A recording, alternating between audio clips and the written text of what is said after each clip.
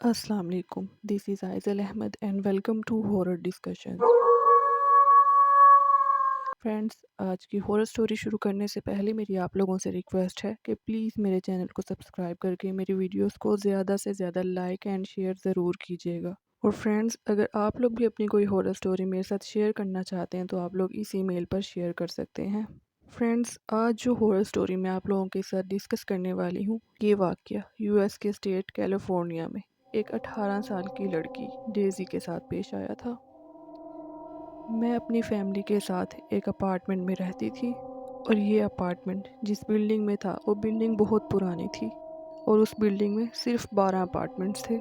हम जिस अपार्टमेंट में रहते थे उसका नंबर 2868 था, जबकि 2874 नंबर के अपार्टमेंट में मेरी ग्रैंड माँ यानी मेरी दादी रहती थी। मैं जब से पैदा हुई थी मैंने देखा मेरी दादी हमेशा अकेली रहती थी, क्योंकि मेरे दादा की तो बहुत पहले ही डेथ हो चुकी थी। मेरी दादी का एक क्लोजेट था जो उन्होंने अपने बेडरूम के बिल्कुल सामने हॉलवे में रखा हुआ था।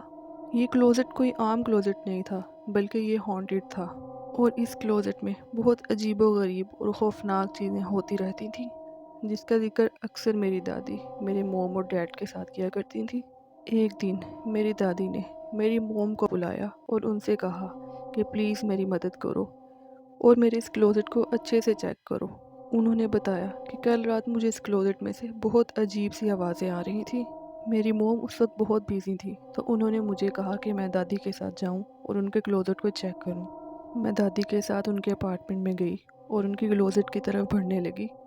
मैं जैसे ही क्लोजेट की तरफ बढ़ी तो मैंने देखा क्लोजेट के दरवाजे खुले थे और उसके सारे दराज भी खुले थे और उसके अंदर दादी का जितना भी सामान पड़ा था, उनके कपड़े, उनके इस्तेमाल की सारी चीज़ें, वो सब कुछ बिखरा पड़ा था। हर चीज़ नीचे गिरी हुई थी।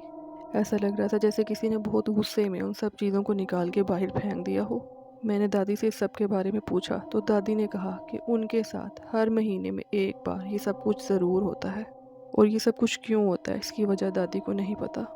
मैंने इस बात को ज़्यादा ध्यान दिए बगैर सब चीज़ों को इकट्ठा किया और वापस एक क्लोजेट में रखकर उसको बंद कर दिया और वापस अपने अपार्टमेंट में आ गई।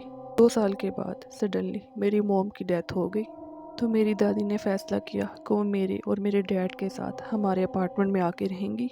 दादी अपना कुछ ज़रूरत का सामान लेकर हमारे अपार्टमेंट में शिफ्ट हो गई।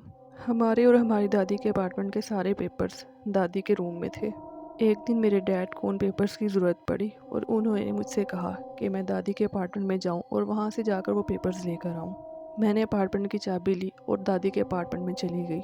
मैं जैसे ही अपार्टमेंट में दाखिल हुई और उस क्लोजेट के पास से गुजरी तो उस क्लोजेट में से बहुत ज़ोर ज़ोर से आवाज़ें आ रही थी, जैसे उसके अंदर से कोई बहुत शिद्दत से किसी चीज़ को तोड़ रहा हो, ज़ोर ज़ोर से मार रहा हो। मैं बहुत ज़्यादा डर गई और मैं भागती हुई दादी के रूम में गई ताकि मैं जल्दी से वो पेपर्स लेकर यहाँ से वापस जा सकूँ।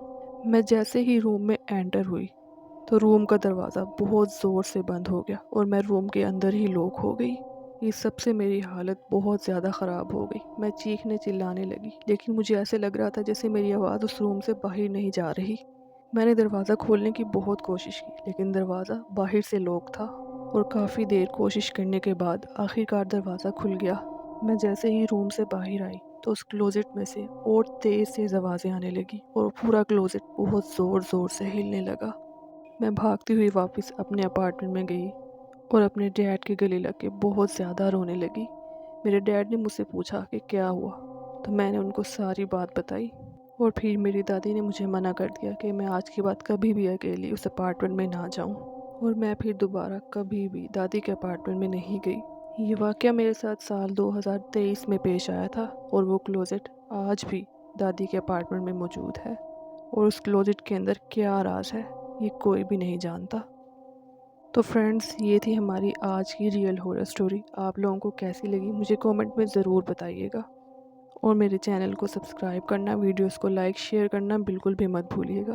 तो फ्रेंड्स, अब हम मिलेंगे कल किसी नई हॉरर स्टोरी के साथ। तब तक के लिए अल्लाह हाफिज़।